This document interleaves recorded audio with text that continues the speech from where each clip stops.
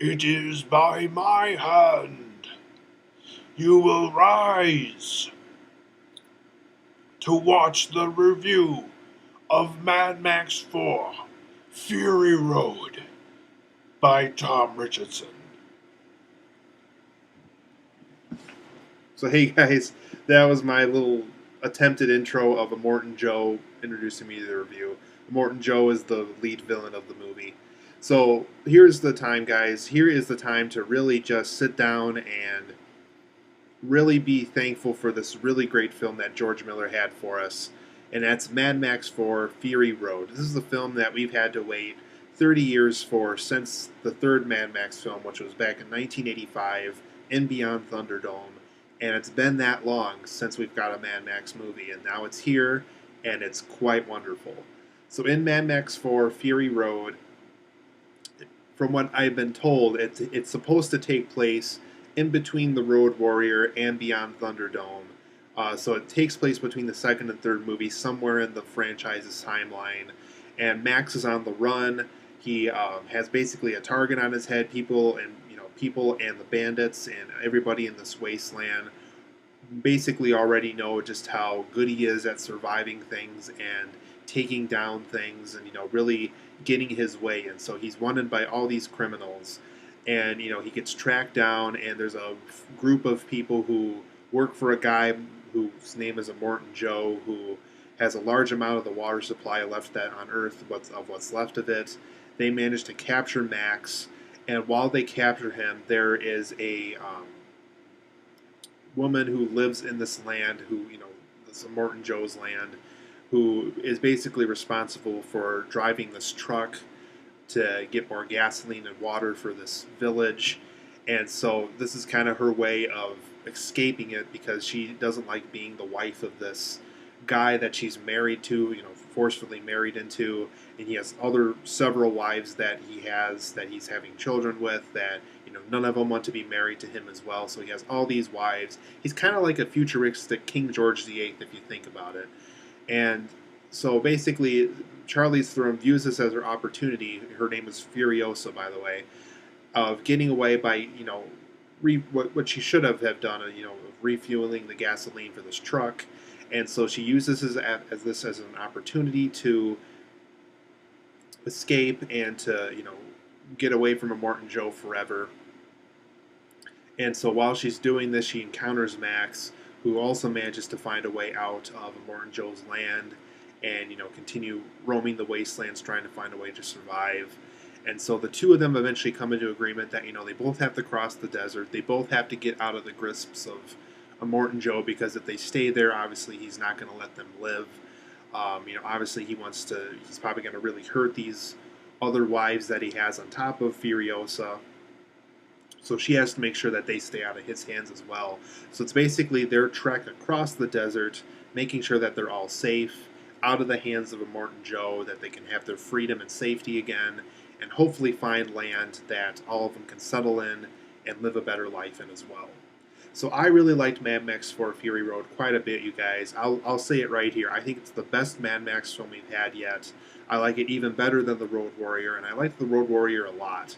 And that's really saying a lot. I just really like this film. I really like how there's real stunt work. There is CGI, but it's used as a tool. It's not used as a toy.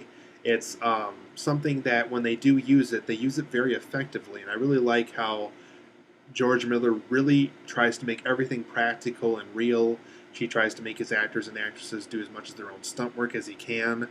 And I like how when the CGI is used, it really does feel effective and necessary, like CGI should be. It shouldn't just be a complete CGI fest like a lot of action movies are today. So that goes to my first positive of Mad Max 4, is there's some really outstanding stunt work and action that really are real. They're really actual actors and actresses performing their own stunts, performing their own action, and it's quite a view to see. There's about 2 hours of this, and it's awesome.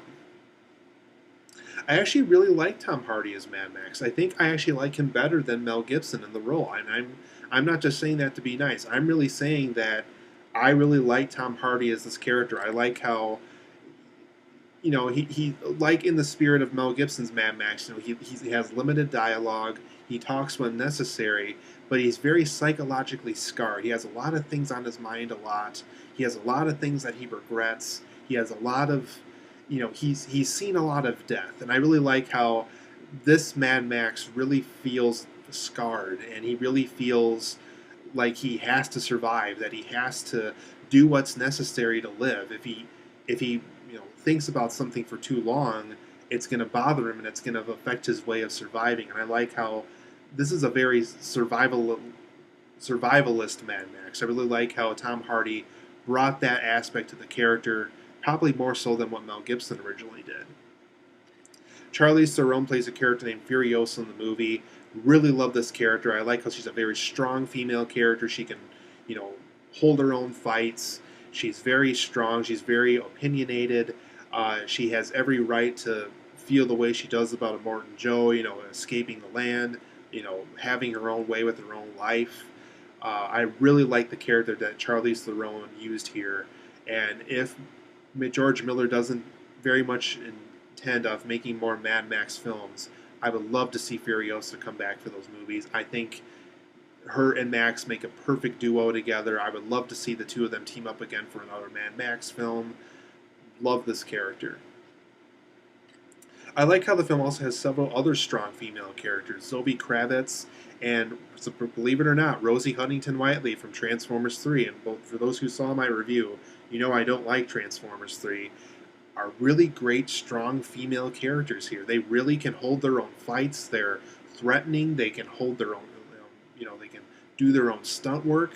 It's just really amazing of what George Miller was able to do with this cast in the movie. I like the apocalyptic look of the movie. I really like how it took what the Road Warriors started and it made it even better. It really made this place look like a wasteland. It really made it look like, that people kind of ruined it, and that, our desperation for oil, water, and gasoline really kind of took our own land, and we destroyed it ourselves in a way. And I really like how the film really makes that point. The film also has it really makes sure that we walk away from the film showing just how important water and gasoline is in our world. That in this world, people were using motor vehicles all the time, so that you can see why the gasoline's important, because if that runs out, nobody will be able to drive their motor vehicles around. It also shows the importance of water, and that, when it's limited or when there's a lot of it, people either abuse it or they worship it. And I think Mad Max 4 shows both sides of that coin really well with the water supply. And I did touch upon this just a second ago, but I do want to come back to it again because I really think this shows just how not great of a director Michael Bay is.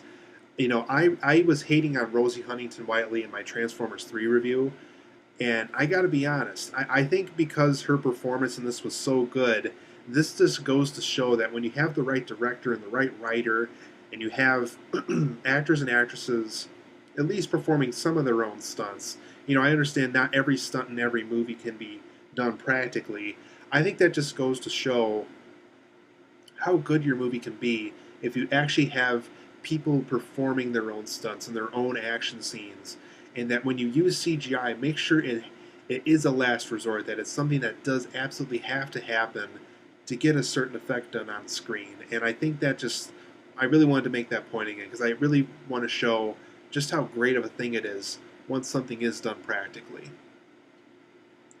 And then for my negatives of Mad Max 4, because it's not quite a perfect movie, but like I said, it's a very well done film, and please view these as nitpicks. These are just things that me as a movie person just, pointed out to myself mentally as I was watching the movie that I think could have been better when it came back to the script. My first is, I thought the film probably could have used more character development. There are some characters in the movie where we really don't get to learn a lot about certain ones, particularly the Immortan Joe wives that aren't Furiosa. We really don't get to learn a lot about them. And I guess the Rosie Huntington-Whiteley character was well explored, but I guess the ones outside of those two characters really just kind of felt like they're along for the ride, and I really would have liked to have seen more of a backstory for some of them. There's also a few little minor plot conveniences. One that really stood out to me was, and and this really isn't a spoiler, I'm just trying to put things into context for you. There's a scene where Max and Furiosa, this is around the time of the movie, where they're trying to figure out if they can, agree with each other, if they can form an alliance.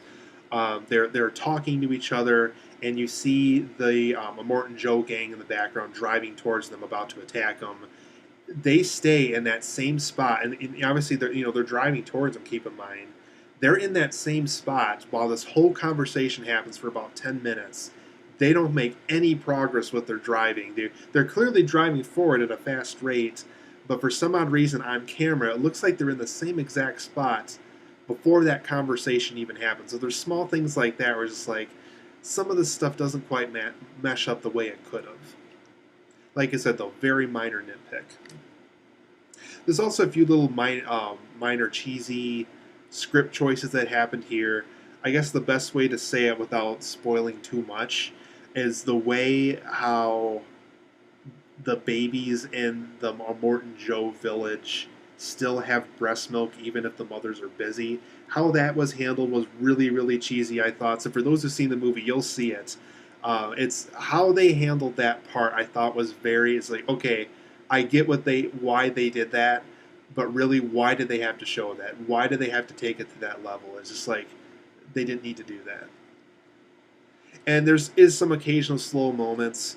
There is something where, once again, I can't talk too much about it because it would be a spoiler, where, let's just say we meet somebody who's significant from Furiosa's past, who's Charlize Theron's character, and there's certain parts of that character's scenes that do feel kind of slow. So be aware of those occasional slow moments that happen. But overall, I loved Mad Max 4 Fury Road. It's easily one of the best films of 2015 so far. And it might just make my top 10 list. We'll have to see how the year plays out. So Mad Max 4 Fury Road, I'm going to give this a 9 out of 10. I really like this movie a lot. If you like action movies, if you like the previous Mad Max films, particularly The Road Warrior, because the film does have a lot of that movie in this movie, I think you're really going to have a blast with it. So please see Mad Max 4 Fury Road. I really deserves your money. I love all the practical effects they used. I think this just goes to show how important practical effects are in a movie. So 9 out of 10 for me. Very good movie. Please see this movie. It's really quite worth your time.